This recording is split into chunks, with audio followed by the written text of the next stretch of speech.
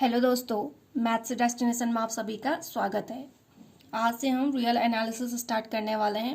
Real analysis में first chapter पढ़ने वाला है रियल सीक्वेंसेस। तो स्टार्ट करते हैं रियल सीक्वेंसेस से। Real sequences.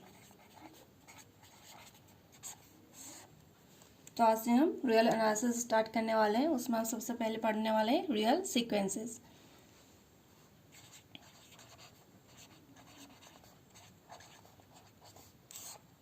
सीक्वेंसेस देख लेते हैं किससे कहते हैं। A function whose domain is the set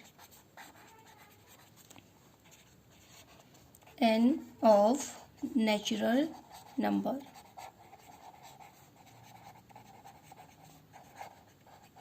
and range a set of real numbers is called a real sequence.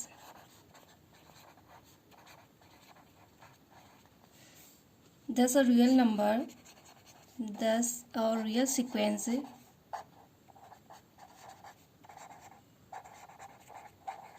is denoted symbolically as such that n to r.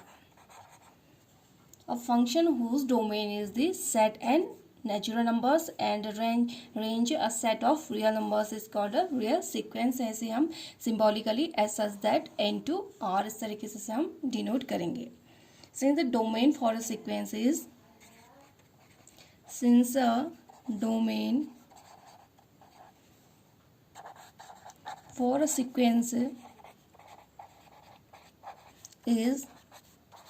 always n.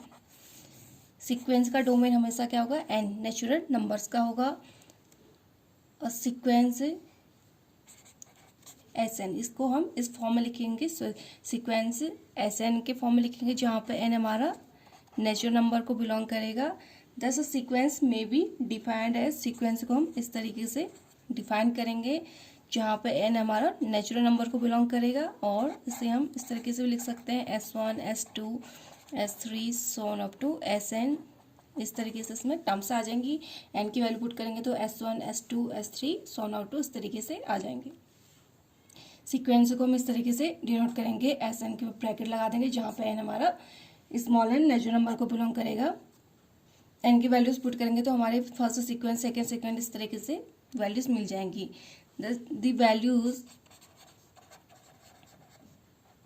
The values S1, S2, S3 so on up to are called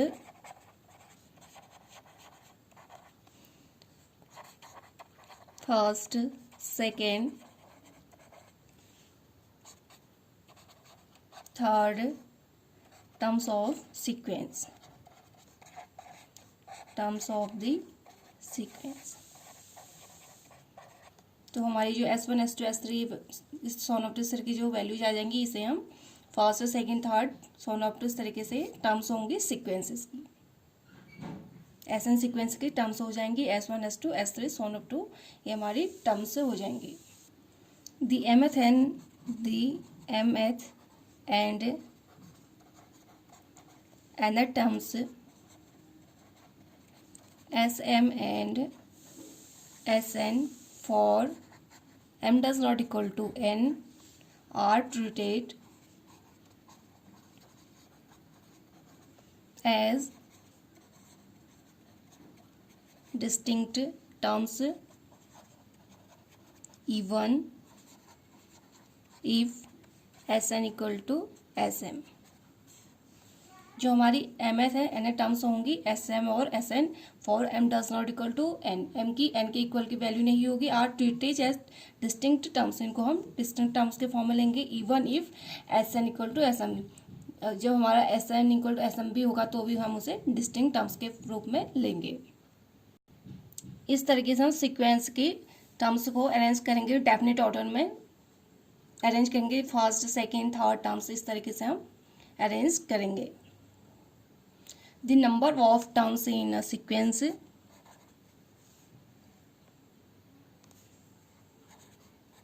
the number of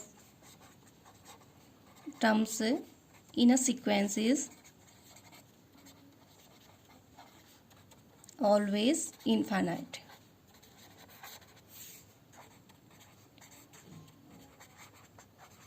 sequence में terms के number हमेशा क्या हो जाएंगे, infinite हो जाएंगे। We define a sequence as an ordered set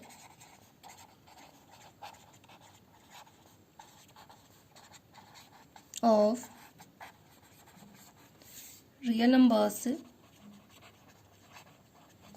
whose member can be put in an 1-1 correspondence, 1-1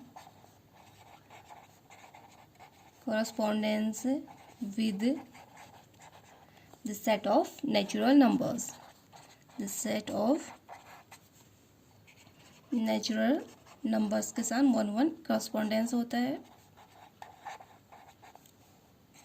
Sn such that n to r, तो हम इस फॉर्म में लिखते हैं। तो इसका मतलब है a sequence as ordered set of real numbers whose members can be put in 1-1 correspondence with the set of natural numbers.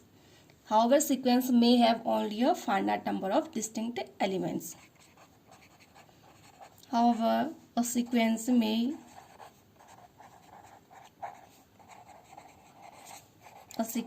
have only a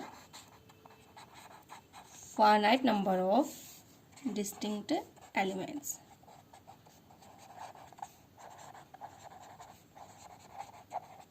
तो सीक्वेंस के पास क्या हो सकते हैं, finite number of distinct elements भी हो सकते हैं।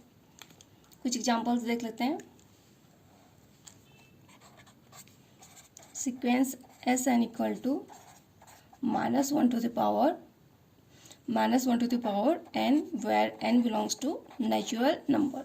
Here S1 equal to -1, S2 equal to 1, S3 equal to -1, S4 equal to 1, so on up to, so that there are only 2, 1 and -1 distinct elements.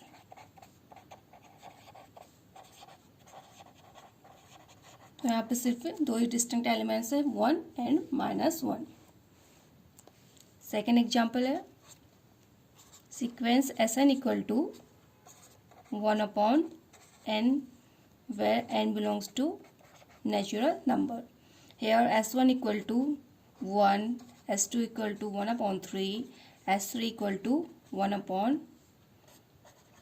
so on up to. All the elements are distinct. ये elements क्या है, all the elements are distinct.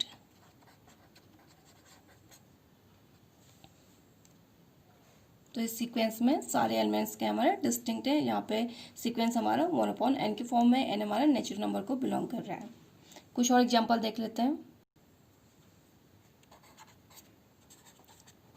Sequence Sn where Sn equal to 1 + 1/n to the power n belongs to natural number.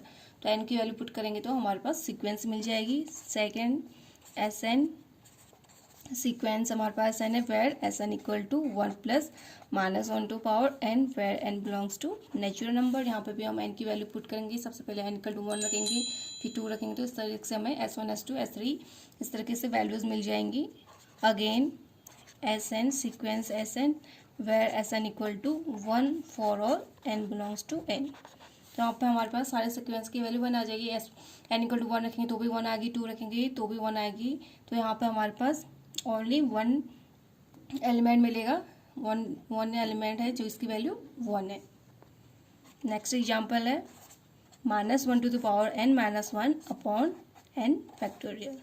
तो ये सारे हमारे sequences के example हो गए। नेक्स्ट डेफिनेशन है range. the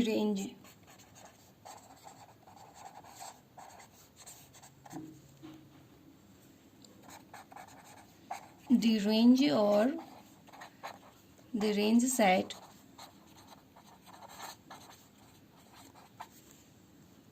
is the set consisting of all distinct elements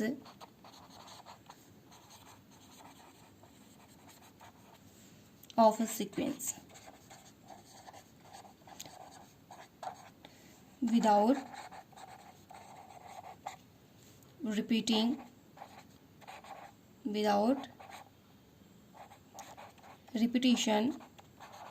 and without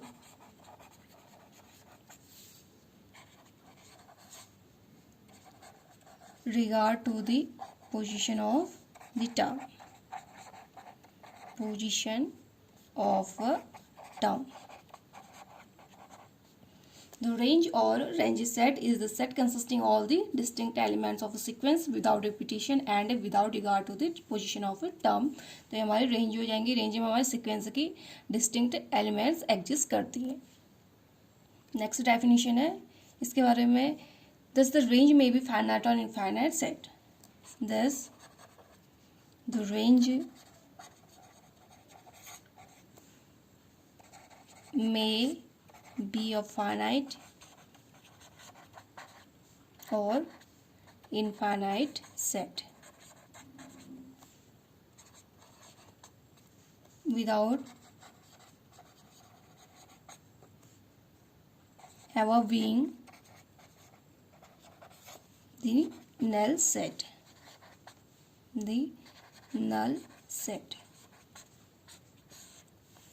तो range के पास फाइनाइट नंबर भी एलिमेंट्स हो सकते हैं और इनफाइनाइट सेट भी हो सकता है. रेंज सेट फाइनाइट भी हो सकता है और इनफाइनाइट भी हो सकता है without ever being the null set. Null set कभी नहीं होगा, या तो उसमें फाइनाइट नंबर होंगे, इनफाइनाइट नंबर ऑफ एलिमेंट्स होंगे, तो वो रेंज हमारा फाइनाइट सेट भी हो सकता है और इनफाइनाइट सेट भी हो सकता है.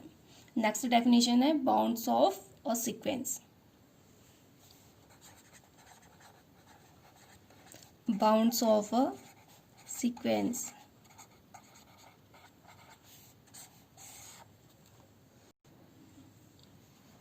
Bounded our sequences.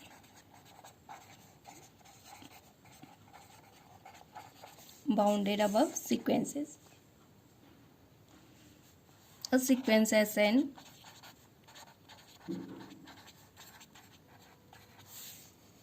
is said to be bounded above if there exists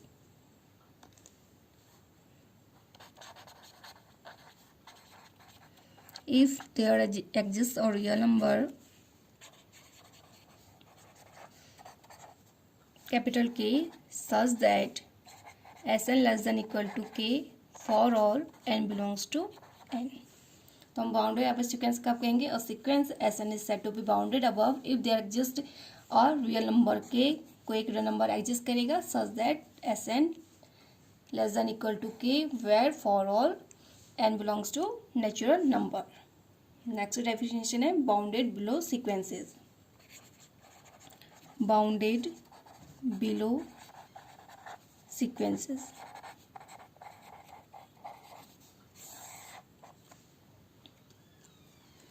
A sequence Sn is said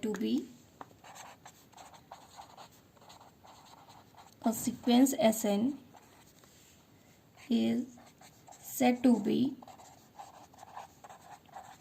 bounded below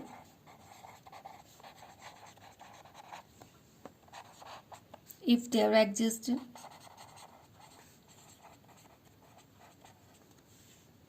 a real number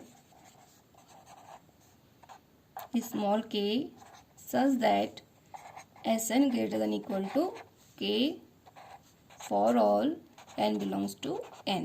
तो हमारा बाउंडेड बिलो सीक्वेंस से हो जाएगा. Bounded sequence. नेक्स्ट डेफिनेशन है bounded sequences. bounded sequences. Bounded sequences. A sequence is said to be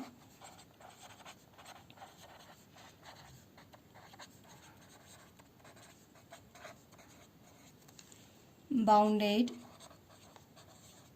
when both above and below. Both above and below. अगर sequence हमारा bounded above और bounded below होगा तो उसे हम बाउंडेड सीक्वेंस कहेंगे. Capital K and small K are the upper and lower bounds of this sequence. Capital K हमारा अपर bounds हो जाएगा सीक्वेंस का, अपर बाउंड्स, एंड स्मॉल के हमारा लोअर बाउंड्स हो जाएगा सीक्वेंस का. तो अगर हमारा सीक्वेंस बाउंडेड अबव भी होगा बाउंडेड बिलो भी होगा तो उसे हम बाउंडेड सीक्वेंस कहेंगे. जहाँ पे हमारा बाउंडेड अबव वाला जो हमारी रियल नंबर एग्जिस्ट कर रही है कैपिटल के, वो हमारा अपर बाउंड्स हो जाएगा और जो स्मॉल के है वो हमारा लोअर बाउंड्स हो जाएगा. अ सीक्वेंस इज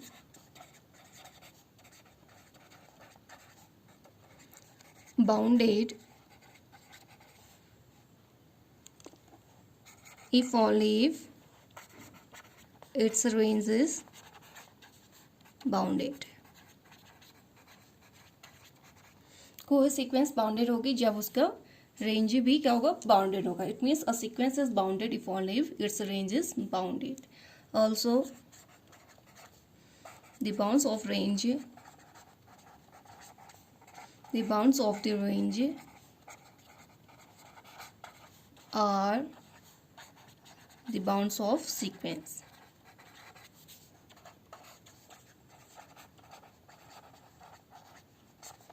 जो रेंज की बाउंड्स होगी वही सीक्वेंस की बाउंड्स भी होगी, क्योंकि सीक्वेंस बाउंडेड होगा जब रेंज क्या होगा, हमारा बाउंडेड होगा. नेक्स्ट डेफिनेशन है कन्वर्जेंस ऑफ सीक्वेंसेस.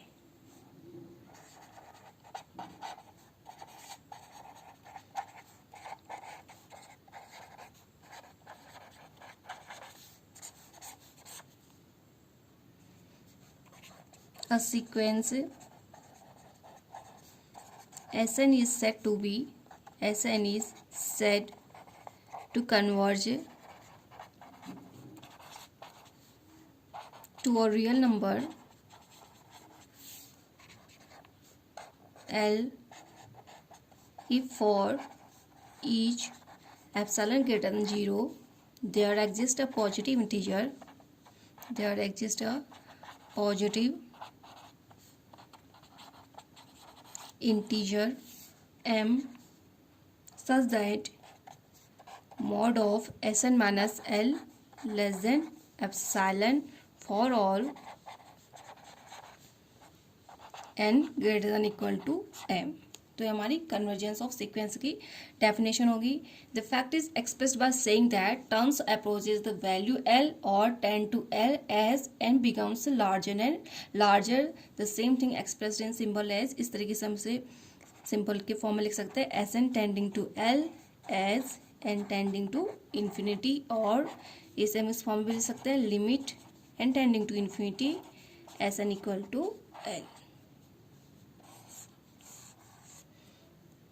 तो हमारी कन्वर्जेंस ऑफ सीक्वेंसेस हो गया. कुछ थ्योरम्स देखते हैं. थ्योरम फर्स्ट, एवरी कन्वर्जेंट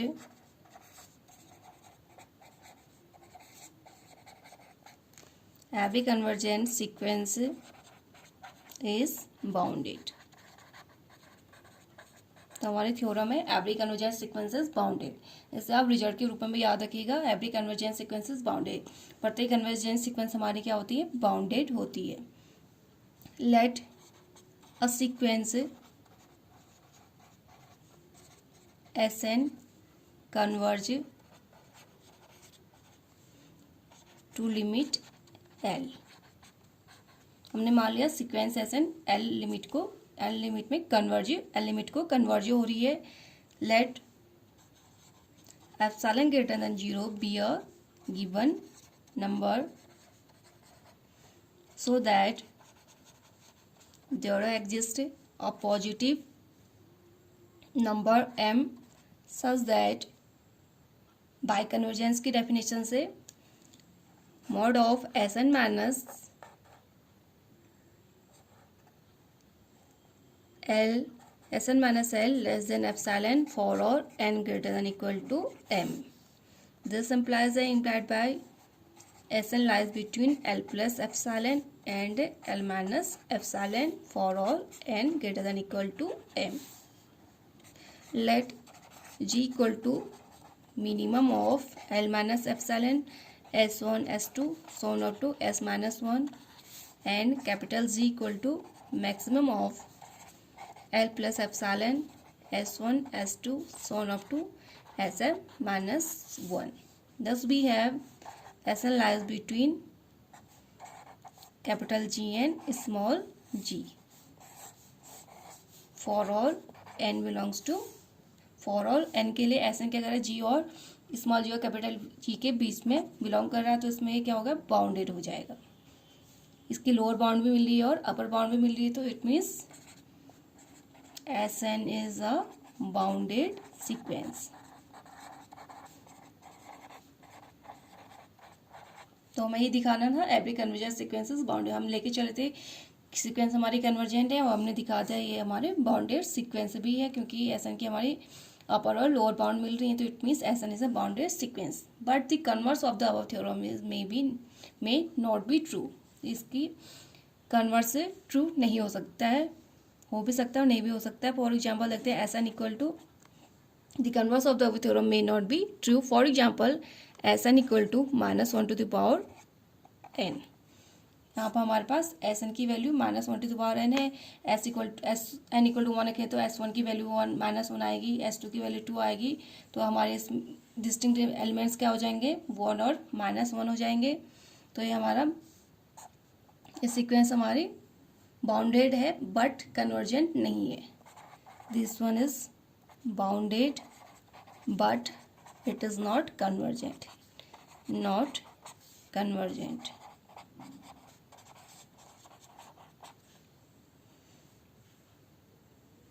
तो कन्वर्जेंट सीक्वेंस हमारे बाउंडेड हो सकती है बट ये जरूरी नहीं कि बाउंडेड सीक्वेंस हमारी कन्वर्जेंट हो.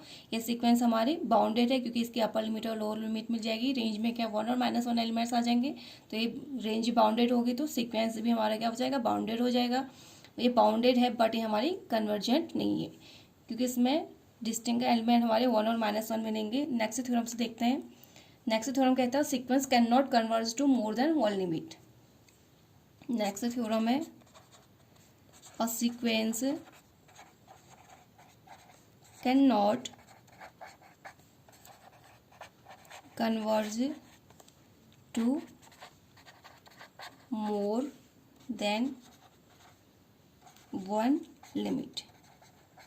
तो हम इसे इस थ्योरम से भी देख सकते हैं. यहाँ पर हमारे पास एस एन की वैल्यू 1 और -1 आ जाएंगी तो यहाँ पर हमारे पास 2 लिमिट वैल्यूज आ जाएंगी 1 और -1. लेकिन हम थ्योरम से कह रहे हैं सीक्वेंस कभी भी कन्वर्ज नहीं हो सकती, एक से ज़्यादा लिमिट पे कभी भी कन्वर्ज नहीं हो सकती. तो यहाँ पे इस सीक्वेंस हमारे पास लिमिट वैल्यू 2 आ रही हैं पॉजिटिव इवन और नंबर पे 1 और -1 वैल्यूज आ रही हैं. तो यहाँ पे हमारे पास 2 लिमिट वैल्यूज आ जाएंगी तो ये हमारी कन्वर्ज सीक्वेंस नहीं होगी क्योंकि हम थ्योरम से कह रहे हैं sequence can not converge to more than one limit. It means एक ही लिमिट पे कन्वर्ज होगी, उससे ज़्यादा अगर लिमिट वैल्यू आ जाएंगी तो उस सीक्वेंस हमारी कन्वर्जेंट नहीं होगी. Hence this sequence is not convergent but it is bounded.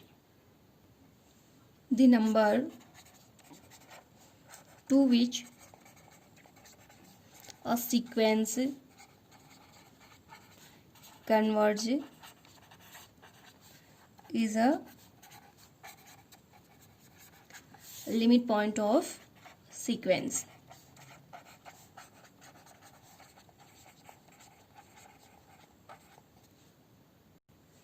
The number which a sequence converges is a limit point of the sequence. sequence जिस पॉइंट पे कन्वर्ज होगी वो हमारी लिमिट पॉइंट हो जाएगी सीक्वेंस की. a unique limit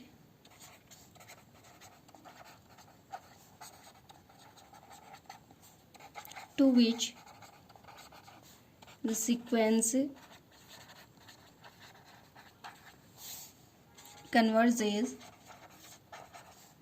is called the limit point or the limit of the sequence.